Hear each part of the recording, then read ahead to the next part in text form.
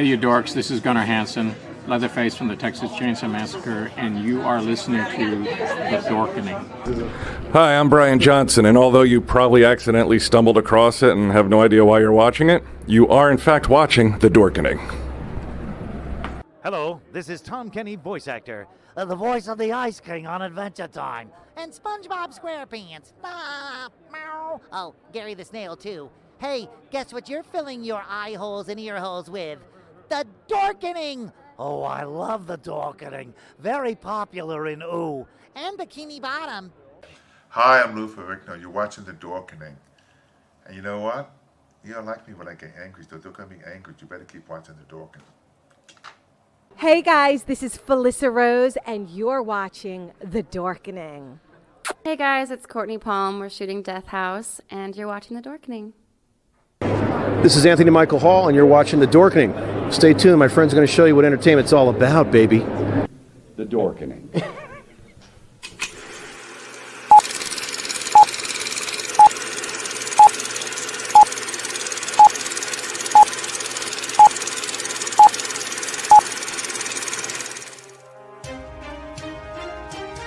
The Dorkening and all affiliated shows are not intended for anyone under the age of 18.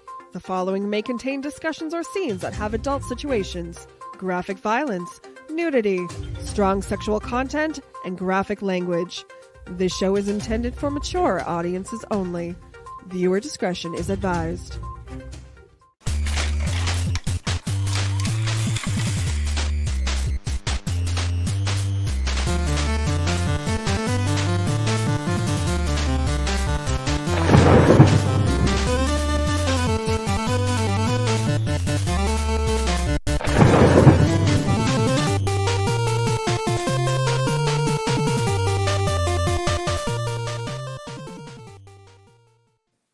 Rise and shine, my sinners.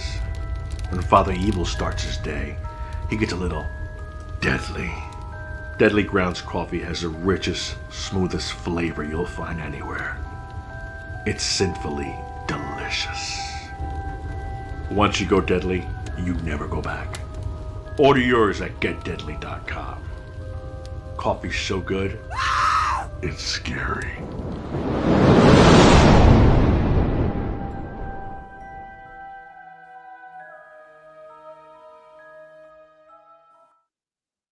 And we are now live on Indie Creator Spotlight, powered by the Dorkening Podcast Network. And we have a full house tonight, a bunch of people in the show right now. And today we're talking about The Rise of Sir Longbottom, which is available now. I have an Amazon link down below or up above, depending on where you're watching or listening to us. And so it's a wild new kung fu adventure from Overnight Pictures and director Clay Moffatt. The Rise of Sir Longbottom, Pocketman, and Cargoboy 2. Cargoboy 2. It's follow all your favorite Section 32 agents. They're back to face a new dangerous threat. When Sir Longbottom comes up with a plan for world domination, it will take everything just to have a chance on stopping him. And with us, as always, we have Sir Patrick. How's it going? I'm going all right, doing well. You know, things are progressing nicely.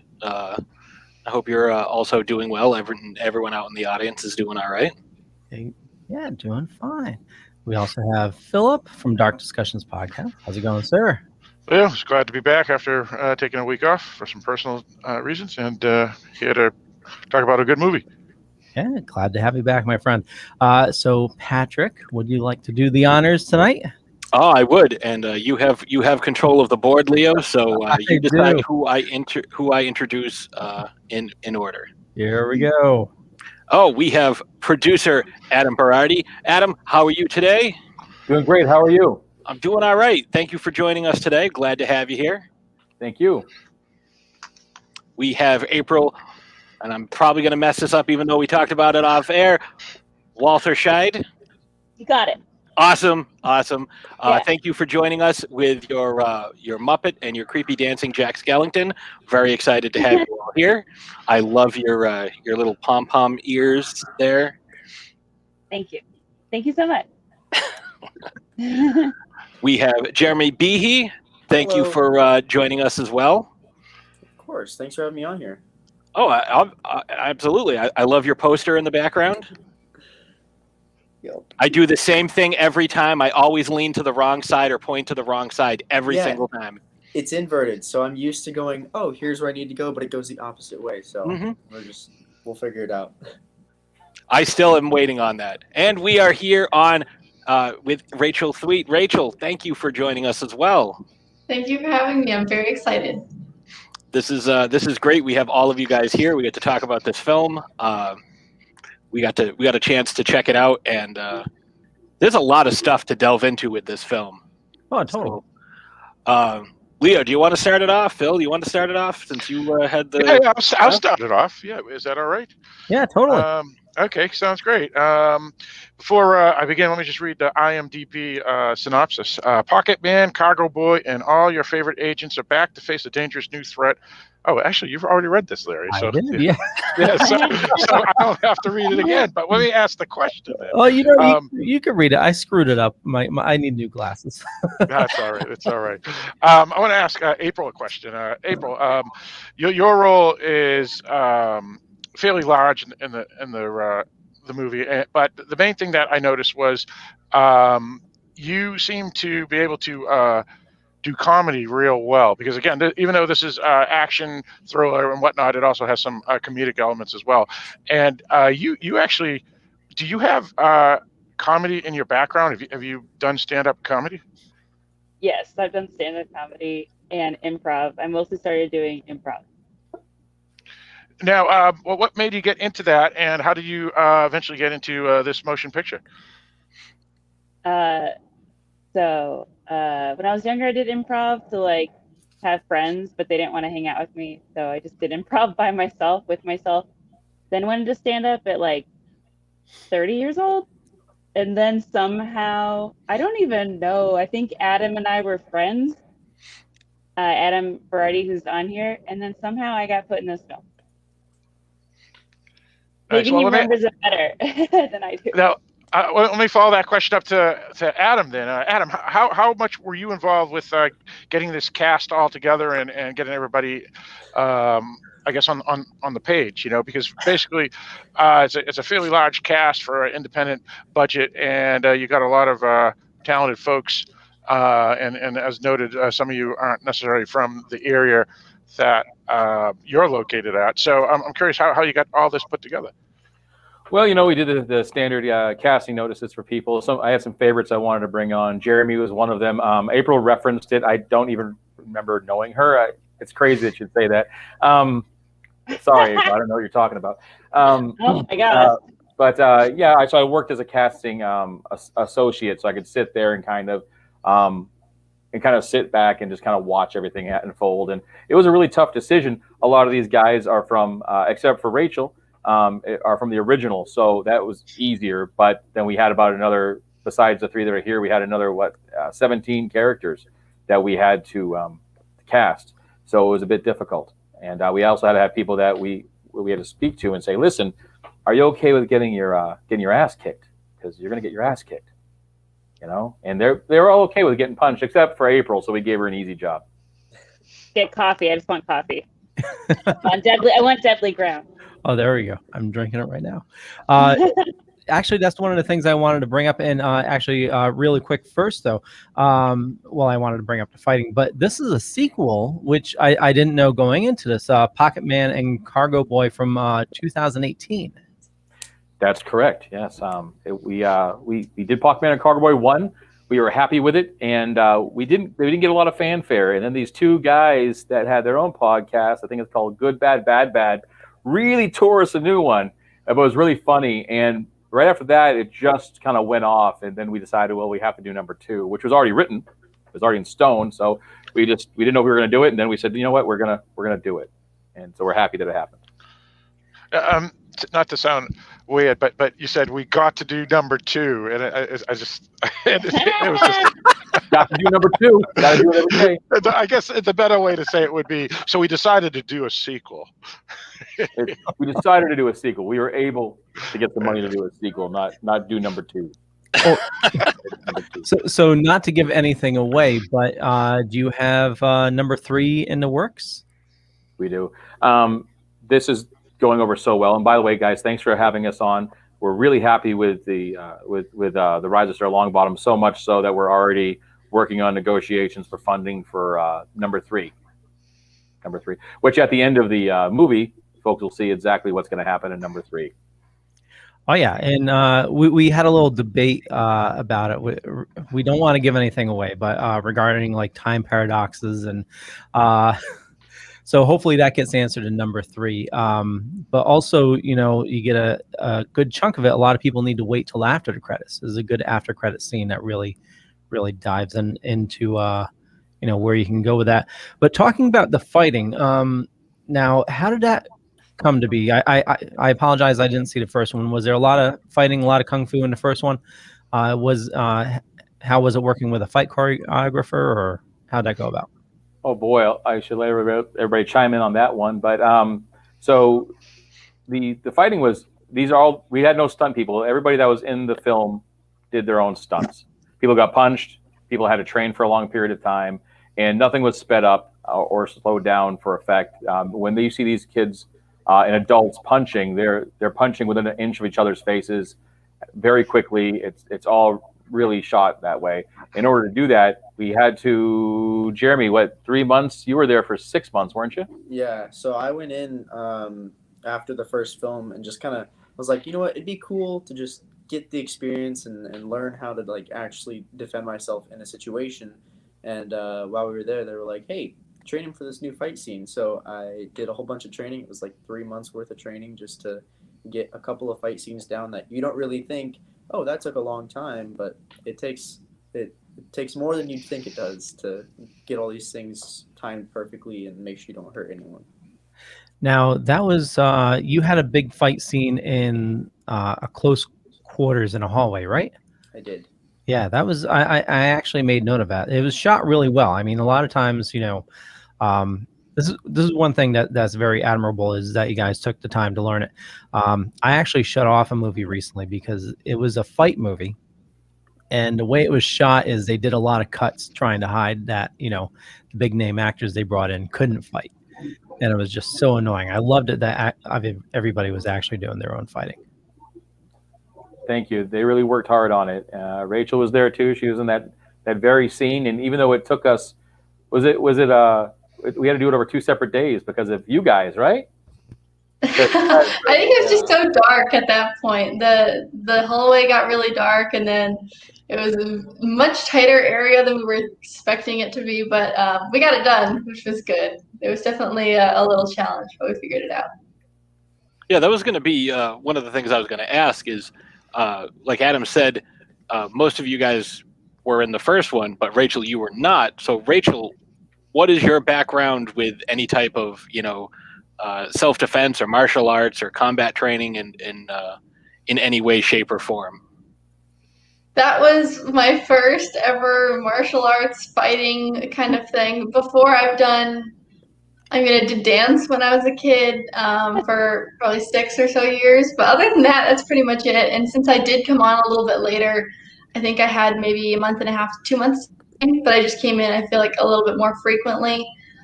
So, I mean, overall it worked out, which was good. But yeah, it was definitely new to me, and I'm like excited for the third one to be able to have even more time to practice and stretch and train and all of that. So to follow up on that, having done dance, did you find it easier to kind of catch on where, you know, when you're choreographing a dance, it's very similar to choreographing a fight scene? Did you find that helped you, you know, kind of keep up and be able to do the necessary, you know, moves and exercises and remember how to do certain things? Yeah, I definitely think it helped a lot because, I mean, in dance you have 8 counts. So this kind of, I was able to think of 8 counts and what was next. It made it a lot more simpler to understand. But I think the hardest part that I had was just making it look convincing. I feel like, I mean, I'm just like a skinny person that just, I don't know, up against these guys, I look very unconvincing when we were practicing, so I definitely had to work on that. So definitely for the third one, I've got to buff up a little bit and look a little bit more intimidating when I fight. We'll buy you a gym membership. Don't worry. Yes, right. And what's funny is I was working out literally probably a year up until that movie too, like hardcore weightlifting. One of my friends is like a trainer and stuff, which is so funny because I still look like a noodle, but it's fine. See, I thought the fight scenes were well done, and to kind of touch on what Leo said, one of my biggest pet peeves is, in these larger budget films, that's what you see, especially in like a Marvel film or something like that. As soon as somebody goes to throw a punch, there's 3 cuts. So you want to make sure that it's not actually Chris Hemsworth throwing that punch, or you want to make sure it's not actually, unless they're digitally putting the guy's face onto the stunt actor, which I think is cheating. That's what I like about smaller independent films, because, having a martial arts background myself, I really appreciated watching what you guys were doing and how you were interacting. And it wasn't just, the fight scenes. It was, how you guys were taking the hits, how you guys were, delivering the different strikes. Like, you could definitely tell that you guys had some training and that you had practiced this quite a bit. And I thought that really shone through. Yeah, if I could add to some of the question I asked Adam, but referencing to you, Rachel, unlike the other folks here, it seems that you weren't a participant in the original film. So I see on your IMDb that you actually had a couple of other acting prior to this. Did you use? Let me just ask you, how did you get involved, since you weren't someone that was already known or at least part of the original crew? Yeah, so actually this was my first acting gig out of high school. So I did some stuff in high school, but this was pretty much the first big thing that I've done, and then I did some things afterwards. But so by I guess I found out through the film about the film through a casting call. I just happened to fit all the specs for it. I was reading the description and all that, and I was like, wait a second, that's like literally my exact specifications. It was like, this certain height, this color hair, this eye color, and I was like, oh, I guess I'll just submit then. And I was like, well, that kind of looks like me from the side too, doesn't it? So I just submit and sent in a video audition, and we kind of got things going from there. So I was very excited, though. Nice. Excellent. So, Jeremy, with your experience from the first film, how did you build on that? I know you talked a little bit about continuing to train. How did you build on what you did in the first film and brought it over to this film?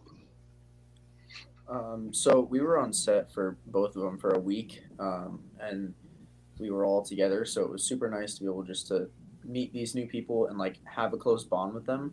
So part of like going in from the first one to the second one was keeping that bond with these other actors and making sure that I had that like connection with them to be able to do these scenes a lot more realistic, and not so much of the acting portion of it, more of being genuine and being realistic and having those real emotions.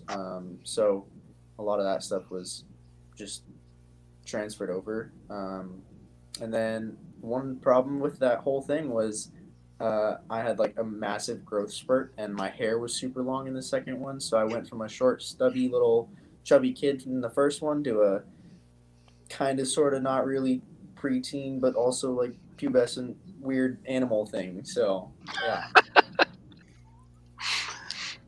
I could definitely see how that would switch casting up.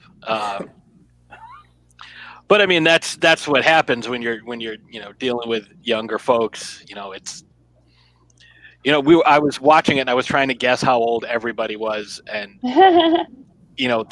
that to me I think was one of the more difficult parts, because like some of the guys that were like supposed to be the older agents in charge, I'm like, well, that guy could be younger than this guy. Like, I don't know how old anybody is. But yeah, it's one of the things I liked that I've seen a lot in independent films is you guys told the story start to finish, and the movie's a little over an hour. It's about 72, 73 minutes, but there's no like you didn't try to bump it up to 90 minutes or 2 hours by throwing in a lot of garbage that didn't advance the plot or didn't really do anything, like a lot of B-roll drone shots of like waves crashing on an ocean or like an eagle soaring. So like you told the story and it was tight and it was done well. Like there was no need for excessive, B-roll stuff, which again, I've seen a lot of different independent films do it. They're like, well, we have to get it up to this certain time and we have to get at least an hour and we only have 30 minutes of action and dialogue. What are we going to do? And you just, show stuff that has nothing to do with anything. It's like, oh, well, here's two bears fighting a leopard. Like, that's fun, right? Like, Thanks a lot, Pat.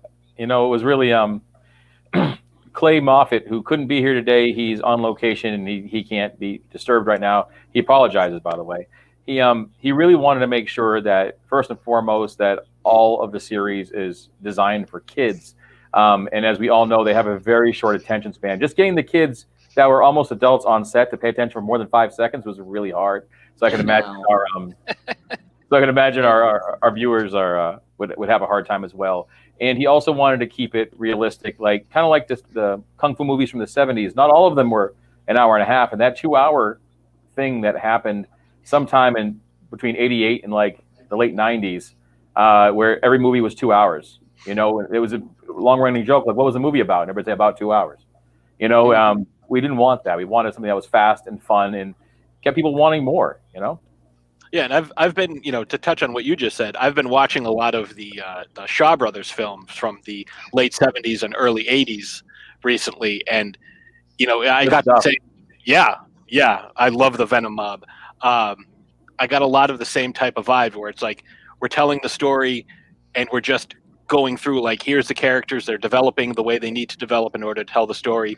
We don't have a lot of excessive exposition. There's a lot of show, don't tell. Like, that's what I like in a movie. Like, I don't want to be, I know what you're saying about, we're making this for kids, but it's, we don't need to have everyone like, well, I am happy right now because this is what is happening. Like, you don't need to talk down to people, like, tell the story. And I think it was, a testament to, you guys as actors that you were able to tell the story and get your point across, through your art. I just wanted to add there wasn't a ton of what I enjoyed as well is you definitely tied all the knots. There wasn't a ton of exposition where you didn't need it, but also like I was watching and there was one scene that was like totally out of place, talking about the Viper, and not to spoil anything, but I'm like, okay, well that came out of nowhere.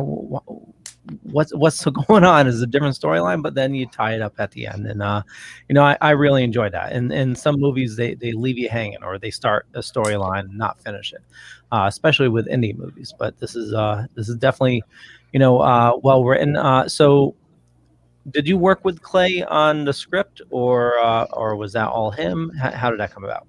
Funny story. So I started working with Clay a lot about 6 years ago. And he had mentioned he had done something in junior high.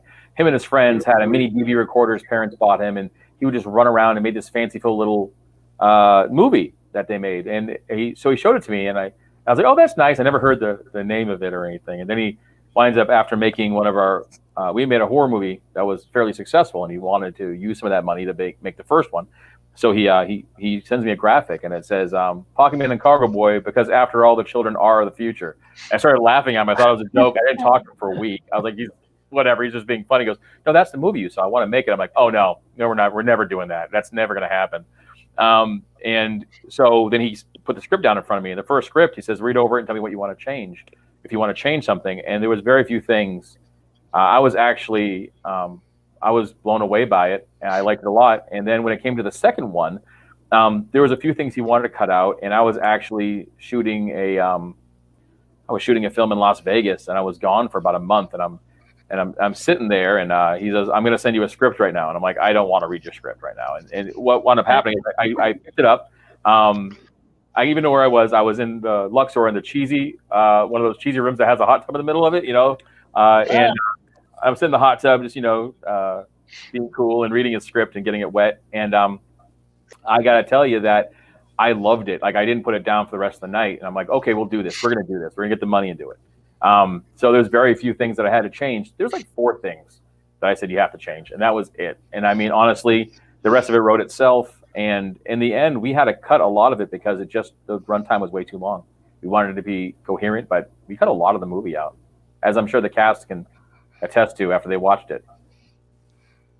I was going to say, how much of it that you guys filmed were you surprised not to see, or were you involved? Like, hey, just so you know, we cut this scene.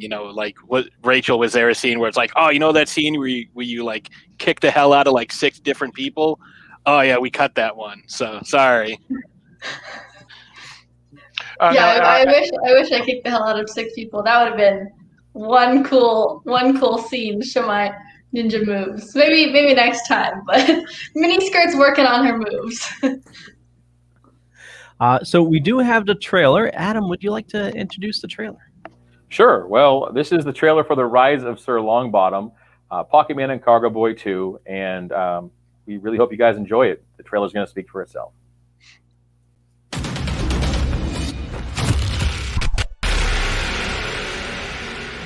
Proud boy, but you've still got a lot to learn.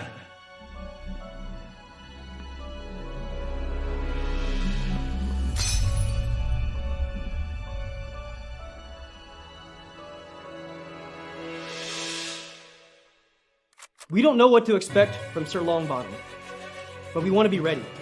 For centuries, I've watched people searching for a true leader, never finding one.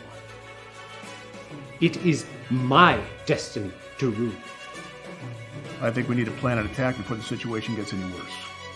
We've been through a lot together. Stopping Sir Longbottom is something I can't do alone. I use people to get what I want. You make it difficult for those people to deliver. If we work together, we can finish this before it starts. I control. You die. Mark tragically takes his own life while I rip this child to pieces. I have a suggestion. 2 words. Nitro cannon. We still outnumber Sir Longbottom.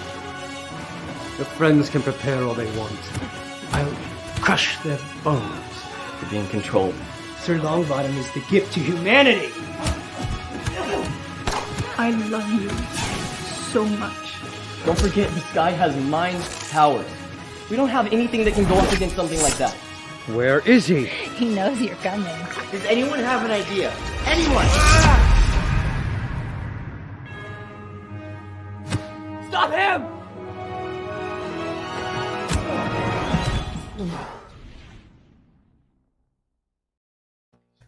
There we go. It's Pocketman and Cargoboy 2, The Rise of Sir Longbottom, available now on VOD. And I have an Amazon link down below or above, depending on where you're watching or listening to us. We definitely urge you to check it out. It's a great one to watch, with the kids as well. Definitely kid-friendly. And I had a question, and it totally went blank. I'm sure it'll come back to you later. Oh, you got a cat involved. Got a cat in here. I was gonna say, April, your performance, you kind of gave me shades of Kate McKinnon. Oh, really? Really? I mean, partially because of like your delivery, but you do bear a passing resemblance as well. But I thought your comedic shtick was pretty good. Like that one line, "That's hot." Like I thought that was delivered fairly well, especially considering what was going on at the time. Yeah, I watched what I'm doing on, like in these characters, and then afterwards I'm like, who is that? Like, who was that in that scene? I'm like, it's amazing. Like the transformation to Kate McKinnon is insane. Adam, I got a question for you about your director. You did mention he had done some work as a younger man. But I was curious, did he have any formal training? Because I noticed with like screen shots that he did, like from drones, and then he had interesting angles and whatnot. Was that specifically him, or was it a cinematographer, or is Mr. Moffatt a cinematographer? Clay is actually a cinematographer, although he did not run camera on this. He strictly directed. But some of the scenes were very point and shoot kind of. He pointed, and the cinematographer Tommy Perez, which again couldn't be here today. He's a fantastic cinematographer. That Tommy shot, especially with the fight scenes. He had very specific vision of exactly where he wanted, not just the cardinal direction of how you're going to shoot. And we're not going to just shoot on a 25, 45, 65. He changed up a lot. It was very awkward at times with the lens changes and the direction changes. But he is a cinematographer first. He is formally trained. He went to film school and just before-year college. I think he actually majored in music theory, but then he went to film school after that. So he had a really strong background in it, and I think it really showed well in this film in particular. And Tommy is technically he's perfect at what he does. So Tommy, if you see this, we miss you, and you are fantastic at what you do. And did the screenplay for this one, was it already planned to have a second and a third, or was it because of the success of how well you guys all worked together in the first one to go ahead and make these others? Because you did mention a little bit why, but if you could follow up with more detail. Clay, I believe when he was a child, he wrote like 6 of them with his friend Mackenzie Clark, and they just played house all day, and they played filmmakers all day, and then when he wanted to make it again, he wanted to condense it down to 3. And all the actors on screen right now can attest that when they got their contracts, it said they had to be available for up to 3 films. And we just played it by ear. And if we could get the funding for the next one, we'll get the funding for the next one. So that's what we're working on now again. Very nice. So was it intentional that the security was so lax on the government facility you guys were in? Yes. So from the first one, I'm sorry. So the very first one, the idea of the thing is that they need more of these Section 62 agents, and it was Agent Jaden Hill, played by Ben Vasquez, who's in Georgia right now, and he asks if he can train these kids, 2 kids, at the house because he has a great idea, kind of a cockamamie idea, but they agreed to it. So there's no security because it's Jaden's house. Okay. Yeah, I was wondering because the neighbor walked in and then Rosie appears out of nowhere and there's no security at all. Now, is Vasquez, is he like a weightlifter or something? Because that guy's huge. Yeah, he's a bodybuilder, and is he? Okay. Yeah, he's a bodybuilder and an actor and a model. So he's kind of like he's an artist too, like a mactorist, or I don't know. I can't put all the words together. He does a lot of stuff though. So yeah, he's a sexy mofo, isn't he? He just ripped. He's ready to go.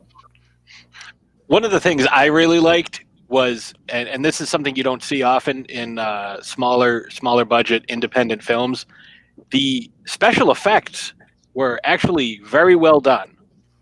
I liked all the stuff that was done to kind of illustrate the various powers and the various forms of energy that were being used in specific scenes, and not just the CGI stuff, but the practical effects of like the different injuries that each character suffered. It was very convincing, very well done. Can you talk a little bit about that? Sure.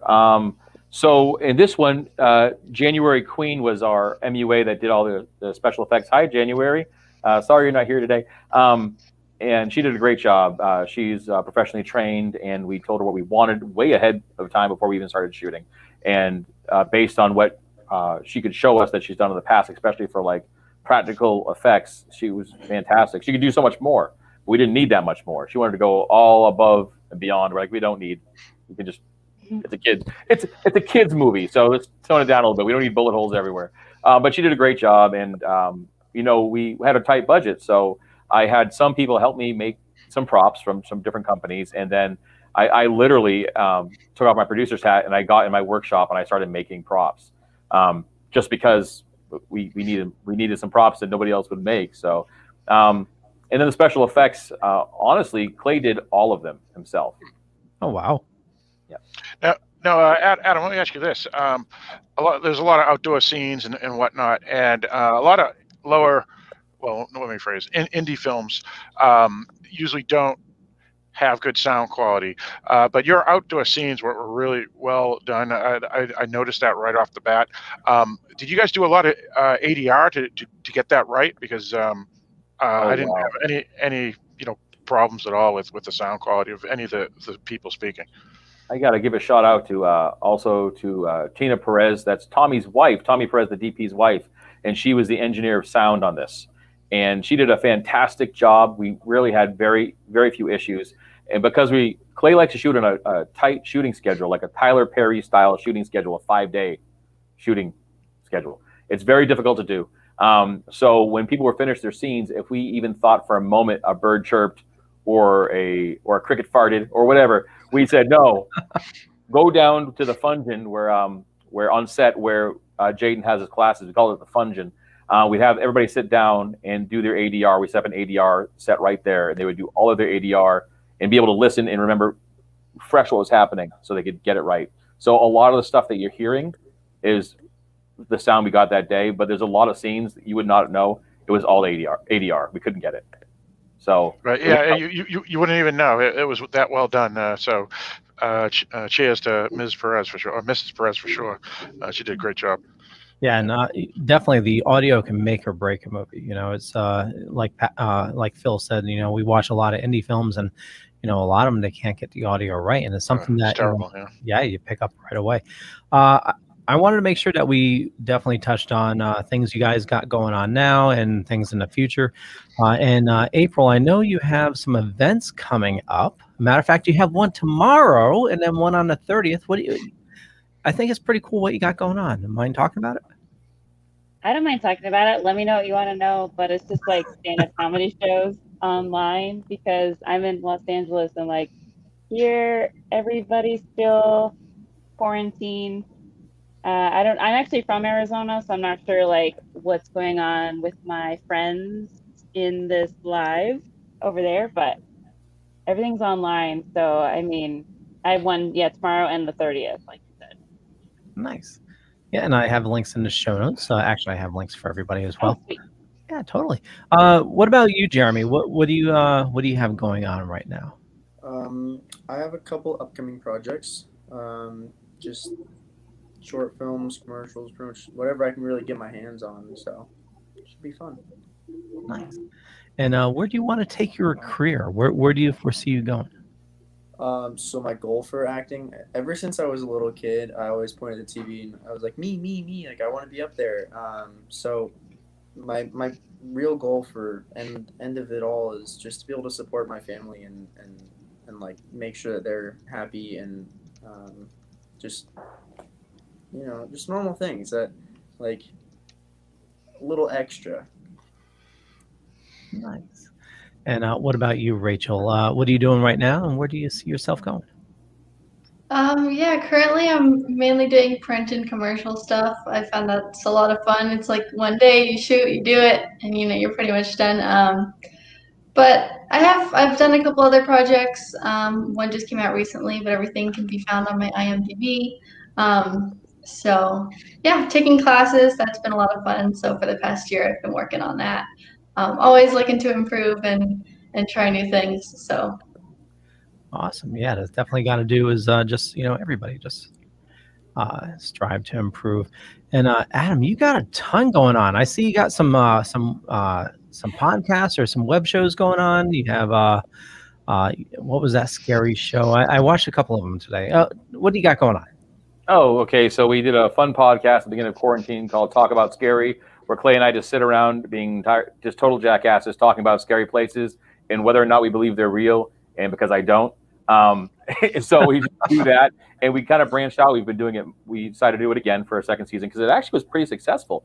So we're going on different locations, talking to special guests about the haunted stories as we walk around and act like jackasses in real life and haunted and supposedly haunted places. Other than that, I'm filming a movie in Miami, Arizona, not Florida, with Joseph Mabah in Paradox Universe called Alien Sniperist, and that's from Green Apple in Florida. They're spearheading that. I just was looking down because I just finally got the confirmation for today to talk about a movie we did last year called Spiked with Aidan Quinn, and that and Danae Garcia, and just a great cast of people, and that will be coming out, I guess, sometime this year. And The Last 5 Days has been out now for about 8 months. That was a horror movie that I was in and also helped produce. And there's something else that I forgot. We also did another horror movie with the talented, incomparable Burt Floyd from Dawson's Creek and Heart's War and Minority Report, and he's on the new Apple TV show Swagger coming out this year. And we did this movie called Sour, and I got to act with a really talented, fantastic actor, and I can't wait to see that come out. And that should be out, I think, either March 1st or April 1st. So we'll find out. Nice. Is October Coast covering that as well? I think I saw an email from them about it. They cover a lot of our stuff. Nice. Probably. Speaking of that, you got a lot of stuff on Tubi. So a lot of people can see you have a lot of short films as well on Tubi as well. Yeah, absolutely. We have a few things on Tubi. One of Clay's first movies, Silverwoods, a great story. One of the guys that's in it's just a horrible, horrible actor. I wouldn't actually watch him in anything. But Silverwoods is on Tubi. The Last 5 Days, that is from Wild Eye Releasing. That's a fantastic found footage film. That's on Tubi. Monster is another one Clay did. That's also on Tubi right now. Then we have LBLF stuff. There's Water 2. There's a lot of stuff on Tubi. Yeah, I've been hearing Tubi's really good. Oh, Tubi's great. It's great. Yeah. We use it all the time. My kids watch everything on there. Well, not only for us to watch, and like Tubi's free, you get some ads with it, but it's not obnoxious ads.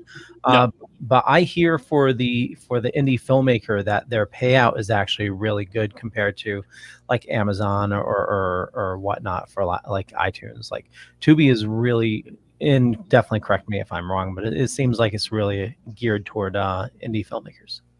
Absolutely. I believe they're owned by Fox, and Fox doesn't mess around. They take care of their content providers pretty well. So they kind of treat it just like anything else. And yeah, I mean, they can take really good care of you. I mean, Amazon's great. Yeah, absolutely. And all the platforms are great. But I like Tubi. Tubi's great. And I only see like 2 commercials per like every film I want to watch. And they're pretty good commercials. So I'm not going to be upset with them. Yeah. So I have a question. I didn't know it was go owned ahead. by. I was just going to say I didn't know it was owned by Fox, which means it's owned by Disney, I guess. Everybody owns everybody. It seems. Sorry, Mr. P. You go ahead now. Oh no, it's fine. I was just going to ask Rachel and Jeremy if you guys had the opportunity to work with another actor or a director. Is there a specific goal, or if you could be cast in a specific franchise, what would it be?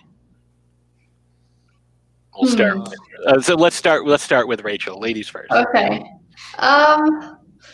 That's difficult. I think whenever I watch a movie, I'm like, oh, that'd be cool to play that character. I think honestly, any Marvel movies would be awesome because I think the fight training on that, they probably do a lot of work when it's not their stunt double. But also that'd be cool to have a stunt double. But also you'd learn a ton from working with all of those huge actors. So that would be like a huge step. I also love, if I could go back in time, I just recently watched like the Harry Potter movies, like all 8 of them, and they were really, really great. I don't know why I didn't watch them sooner. But being in something like that would be so much fun because their sets are insane.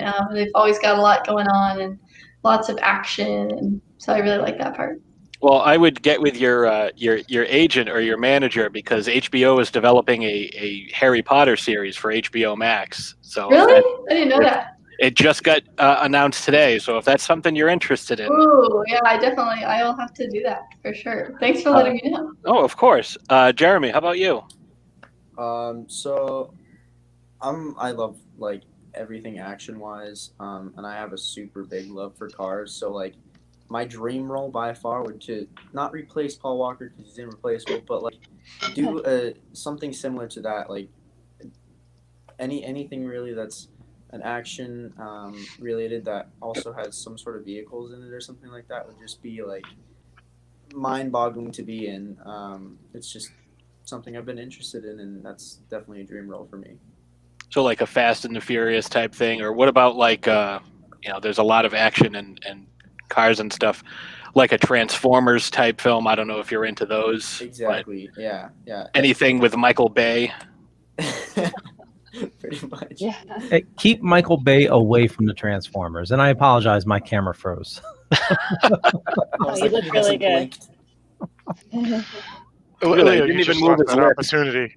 Yeah. Leo, you just lost that opportunity to have Michael Bay on the show by doing a shot. That's okay. Next time.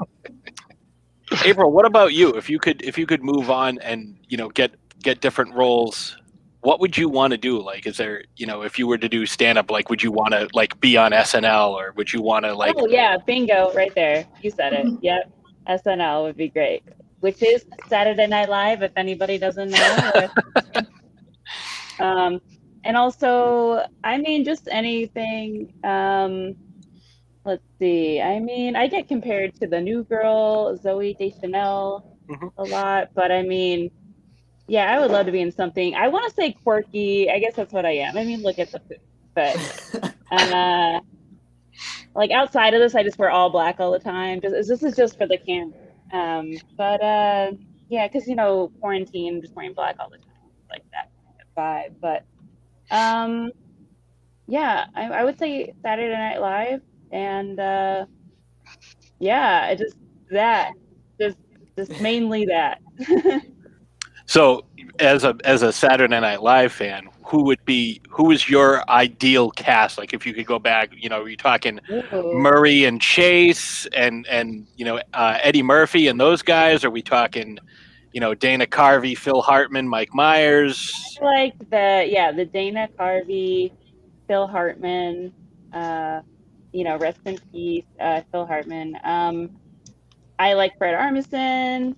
I like let's see, if we could bring, like, I'd want to work with Sarah Silverman, but she was on for like a season. Gosh, I'm blanking on some names. Adam Sandler would be fun. Andy Samberg. I want like a mixture of the 90s, not the early 2000 SNL. It wasn't good then.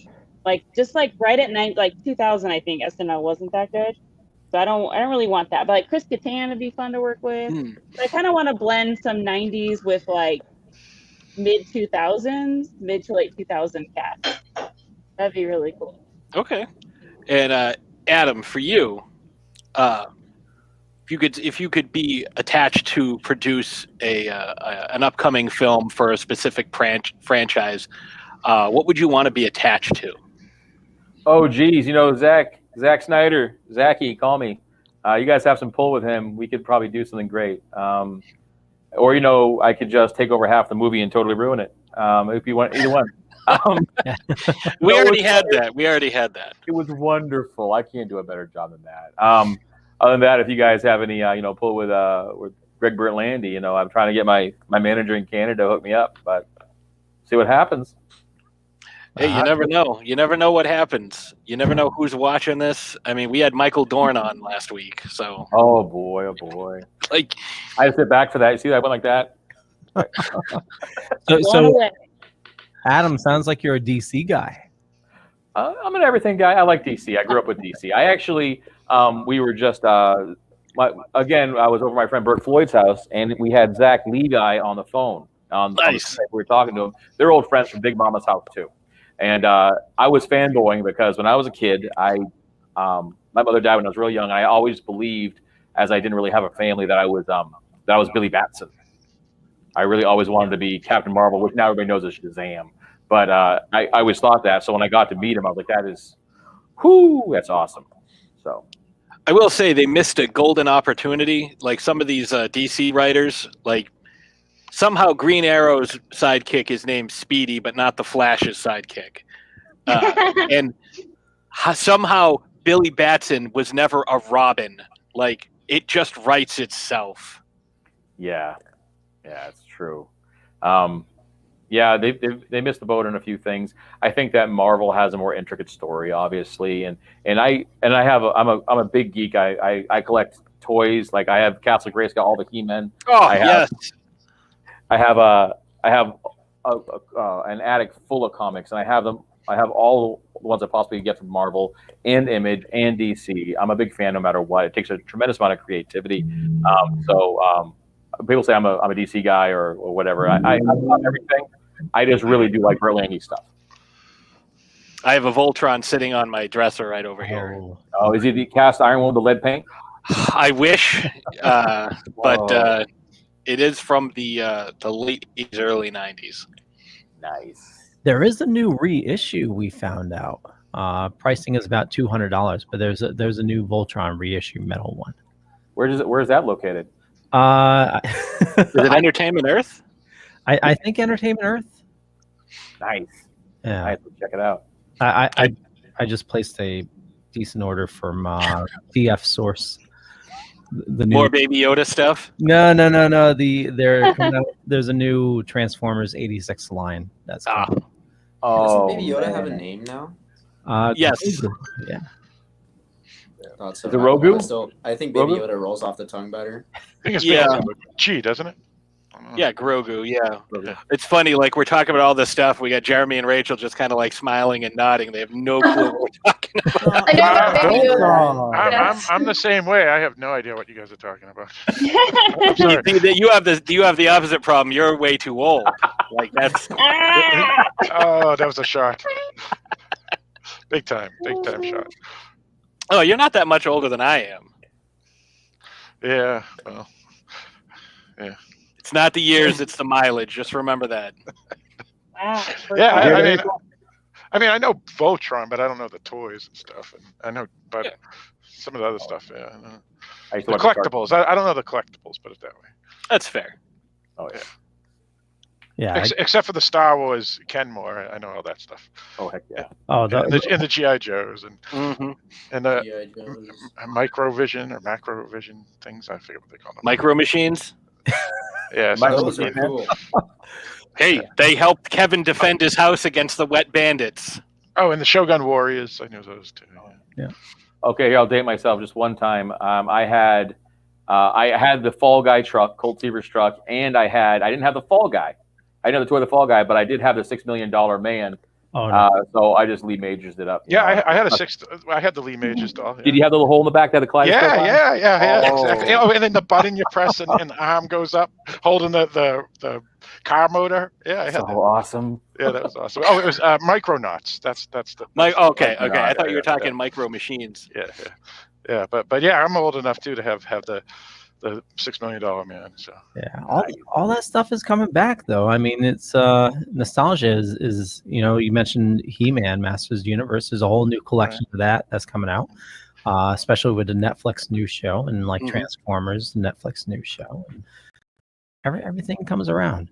I'm still waiting for Frank Langella to fulfill his promise at the end of that terrible Masters of the Universe movie. First movie I can remember with that post-credit scene where he comes up and he's like, "I'll be back." It's like, no, you won't. Ever. That was 1989, 1990, somewhere in there. Like, if it hasn't happened yet. But it had Dolph in it, so that's not that bad. Oh, the worst choice. The guy couldn't get his lines out. Jeremy and Rachel have no idea what we're talking about. Not a clue. I barely know. What you're talking about. I saw that movie in the theater. Yeah, I did too. Yeah. Which film was this again? Masters of the Universe, like Courtney Cox's first movie. Oh yeah. I was not the He-Man was right as I was getting out of that. I was 8 when it came out. I think it was like 87. 88, 89, somewhere in there. So I was about 8 or 9. Oh man, I was like 3. I wasn't even a twinkle in my mom's eye then. I was gonna say I'm probably older. Like I'm the youngest of the 3 of us that are hosting, and I'm probably older than both of you two combined. Possible. I don't know about that one. I don't know. What, me and Jeremy? I am. I'm Yeah, hitting yeah, 40 Jeremy this year. And Rachel, yeah. I'm 21, so I don't know. How old are you, Jeremy? Jeremy, how old are you? Yeah, Yep. so you're right. You were right, Patrick. How Yep. about that? I am 39. 1 year older. You're 1 year older. I will be 40 in a couple of months. It's all downhill from there, Patsy. As you can tell from all my toys and collectibles, I am a grown adult. Adults, we never grow up. We never grow up. I got Kermit here. Oh yeah. You got to keep a Yeah. little bit of kid in you. You can't. You Oh, can't yeah. be too boring. And luckily, I have a phenomenal wife who supports all of this stuff. So, Nice. yeah, Good job, wife. yeah. She actually bought me the Funko Pop of He-Man on Battle Cat a couple months Wow. back. Mhm. Nice. That's a keeper. Oh yeah. She's. If you look at my poster behind me, oh, I did it right this time. That's her. That's the witch. She's the witch with the pink hair. Nice. Yeah. She's pretty awesome. Leo knows. Oh yeah. Phil knows too. Yes. Yep. With my wife, I'm at the point now where I need to say any Funko's coming in. Oh, I forgot I pre-ordered that a long time ago. Mm-hmm. I recently boxed up about 150 of them, and we're like, that's it. We're not buying any more. And then box comes the other day, and she's like, oh yeah, I got this new one from WandaVision. It's like, yep.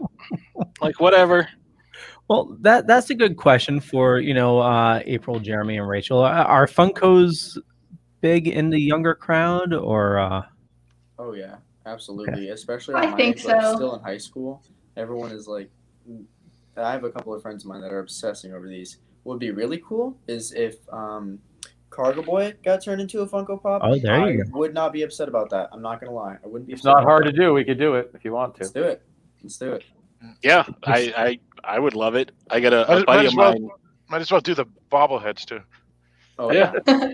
I'll put one on my I got a car. buddy of mine who's trying to get, who is in the Mandalorian, who's trying to get his character, like trying to get a Funko made of his character, which would be awesome. Oh yeah, he's got to go through the whole rigmarole to get it done because he's on the Mandalorian. So we can just do it on our side, guys. If that's what you want. But I'm not going to get one made of myself because I'm already a Funko Pop. That's my body style. You're going to I don't stand-up know. comedy. That's pretty good. If you want to bobbleheads, go like that. Very nice. Well, we are running on the time here. Was there anything else you wanted to make sure we touched on? I do have one other question, and it involves like some of the effects and props. Adam, when you were talking about building some of the props, did you build that giant gun and Nitro cannon? Yes, and what was it like shooting that thing? Like carrying it around? Like how what did that weigh? Because it reminded me a lot of the minigun from Terminator 2, and the only one who could carry it around was Arnold. So was it something like that? Go for it first, and then I'll take after you. All right, yeah, it's sitting in my house. It's super light. No, it was heavy.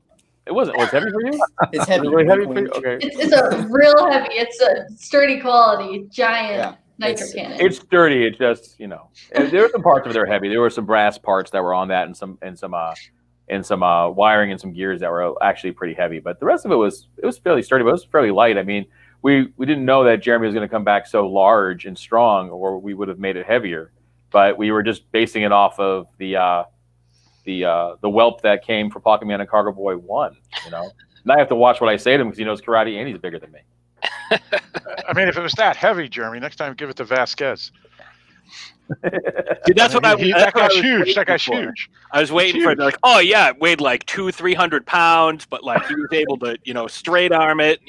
Oh yeah, it was really cool because when you look at it, like when you just see it, you're like, that looks like a very heavy piece of anything. Like that's a heavy thing, and you go and you pick it up, and you can pick it up with 2 fingers. Like it's very deceiving. It's cool to see all that. Yeah, a little small note. The heavier a thing is, the more easily it breaks. And one of the scenes that got cut was the Pyro Ed scene because the huge flamethrower backpack, which took forever to build, I think it was 8 18 or 19 pounds just on the back. It accidentally, one of the straps broke because it was so heavy. It fell to the ground and smashed. We had to cut it from the movie. So everything, including like the M locks that he used, like the cuffs that were on the wall, those are all crafted out of waxed and foam and then covered. Very cool. The shatter stick too. That was actually heavy. If you haven't seen the first one, the shatter stick. Is there an up close of it at all? I don't remember. Yeah, there's a couple up closes of it. Yeah. So that looked very intricate. It is very cool. That was one of my favorite props for sure. Now that's heavy. That'll break your leg. You hit your leg with that thing. Oh yeah. Now, was any of this 3D printed, or was it made from hand?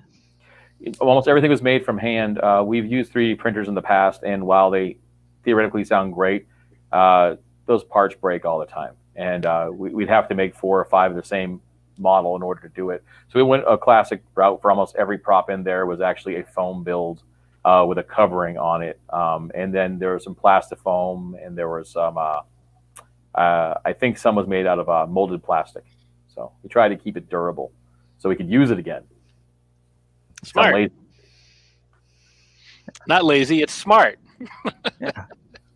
Thank you. In it for the long haul. Yeah. That's right. Nitro 2.0.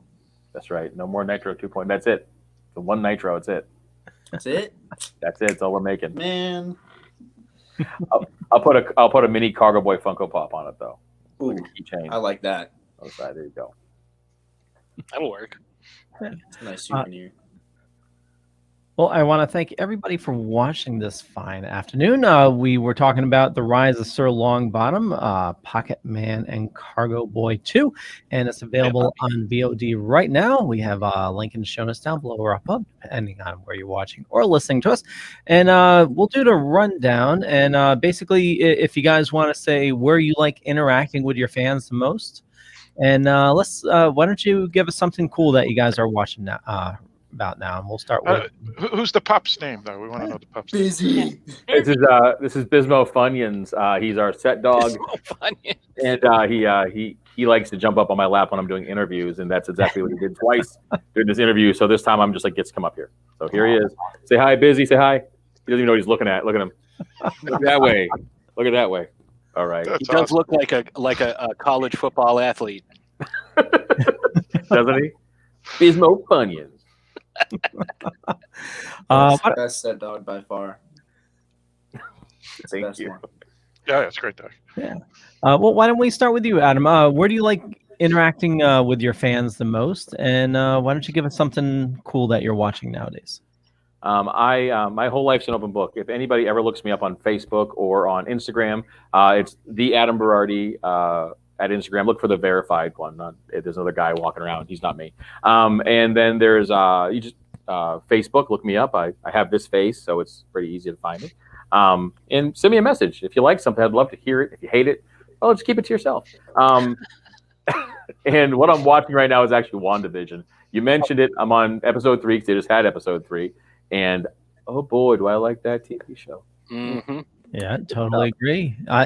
They said episode 4, everything's gonna go on its head. So excited for this week. And what about you, April? Okay, so I interact with people on Instagram. April O'Neil, like the Ninja Turtles, and I was the first one to get it in 2010. And then what I've been watching lately, I loved Queen's Gambit, but really what I like watching, so I'm like a white girl, clearly, a lot of murder documentaries on Netflix. Some of them are kind of boring, but I really like one on YouTube called Jim Can't Swim. You guys should look it up. But I'm also like always looking for suggestions of things that I might like. If you've seen the movie, the Pocketman and Cargoboy series, just message me what you think, Rochelle Zerber would like to watch. That's probably what I would like to watch as well. Probably The Night Stalker.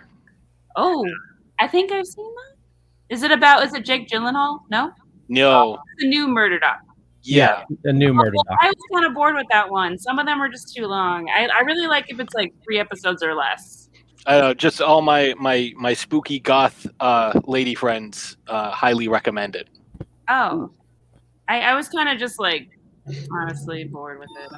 Actually, there's a Netflix doc. I think it's only a couple episodes about the mob, like the mob in like the 80s. New York, is it called New York and the Mafia or something? I think so. Okay, I'll check that one out. Yeah. I would also recommend, if you get your chance, not the movie with Michael Shannon, but the documentary, The Iceman, Richard Kuklinski. Oh, yeah. Is he? Yeah, that's a good one. That's a good one. Yeah. Was he injuring cats with snakes? Is that the one? There was definitely animal cruelty, but I don't remember it with snakes. I remember with a furnace. Oh my God! Interesting. Okay. Yeah. And one last question for you, April. Has somebody bought you the Tesla Model 3 in rainbow glitter yet? Oh, you've been looking at that? I have the same question. Is that an offer? Are you going to buy her the Tesla Model 3 in rainbow glitter? No, I you got the link there, and I clicked on it, wondering what the heck is this? And yeah, it's kind of crazy stuff in Actually, there. my parents for Christmas get me a stapler every year, like a travel size stapler or like a slightly bigger than a travel size stapler. So I finally made a list of stuff I wanted for Christmas, and I sent them that. And I'm sure they couldn't afford any of it, but just to give them ideas, I took a lot of the stuff I actually wanted off of there, and I just left like goals up there. But yeah, I did have a dream. I was driving a Tesla like a week ago. It's really weird. It's very real. I don't know why I dreamt that, but I guess because I made that wish list, and it's coming true in my dreams. But out here, I don't know. I wish you luck. Thank you. Where did this rainbow glitter come from, huh? I just like colors. Yeah. Have you seen my mom's car or no? I mean, yeah, his mom has a Lisa Frank car. Lisa. Yes, Lisa that Frank. is my mom's. Lisa Frank. Behie. Me. It's a very beautiful car. I wish you could post a picture of it. Oh my gosh. It's Yeah. so amazing. Well, it's on my Instagram. If you guys Oh, yeah. go to there, you can see it. The rainbow trout. Yep, the rainbow trout. That's the one. Rainbow. And what about you, April? Rachel. Oh, sorry, Rachel. Let's see. I'm watching right now. So I finished Big Bang Theory. I love that show, but I'm rewatching it now. I'm also watching Imposters. That's been pretty good. I'm on the second season of that. That's on Netflix. So if you guys want something new to watch, that's pretty good. And then I guess if you want to follow me, message me, that would be great. My Instagram is @Rachel_Grace101.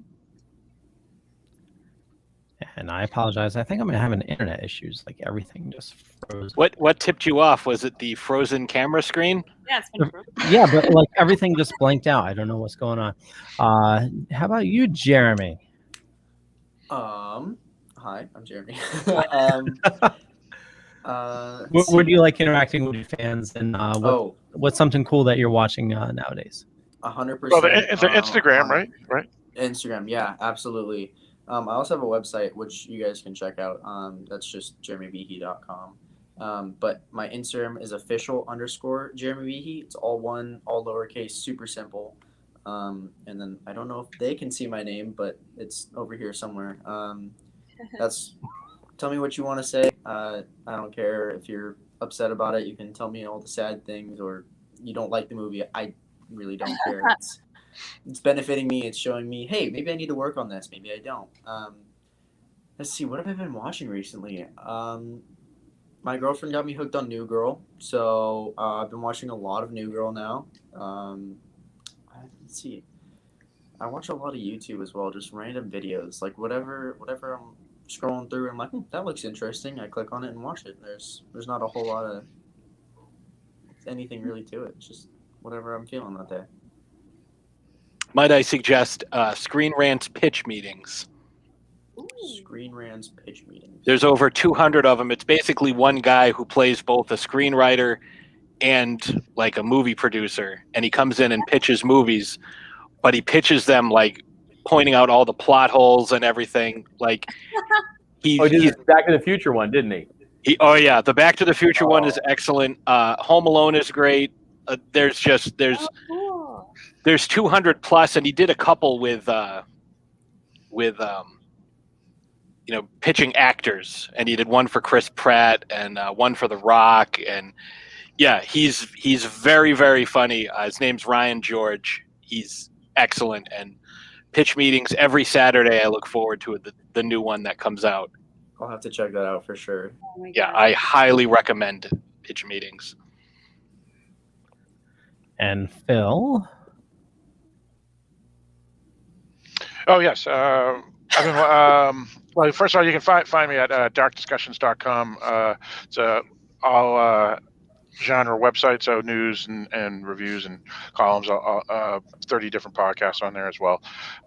So it's updated daily, so folks who like genre news should check it out. Also, the shows I've been watching is the CBS All Access TV show, The Stand, which is absolutely horrible. I do a podcast called Don't Tell Me, The Stand podcast with a co-host. I want to hear a lot of watching. We do a lot of it because it's just a terrible show. Also, I've been watching on Shudder Discovery of Witches, which is a show out of the UK starring Teresa Palmer and Michael Good from Downton Abbey. That's a really great show, and I'm doing a podcast on that as well called The Discovery of Witches, Demons, and Vampires, the podcast, discussing each episode of season 2. So that's what I've been watching. Awesome. Patrick?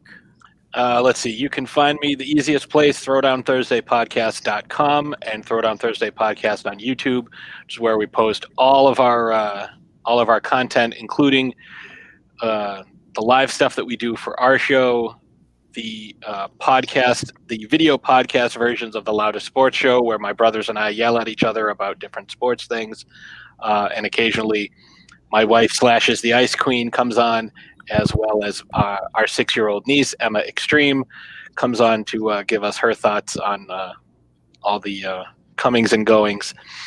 You can also find links to all our different articles. I need to put up a link for my book, How Much Do You Tip an Exorcist? Because that I really want to push that and get that going. And yeah, it has all the links to our socials. You can also find us on Facebook and Instagram. And I did just do a live reaction video for the Godzilla vs. Kong trailer, and I found some really interesting stuff in it. It's about half an hour long if you have the time or interest in seeing that kind of broken down. And yeah, that's about it. And later this year, you will find me, and this is a drop. I haven't mentioned this to anybody yet. Leo or Phil don't even know this.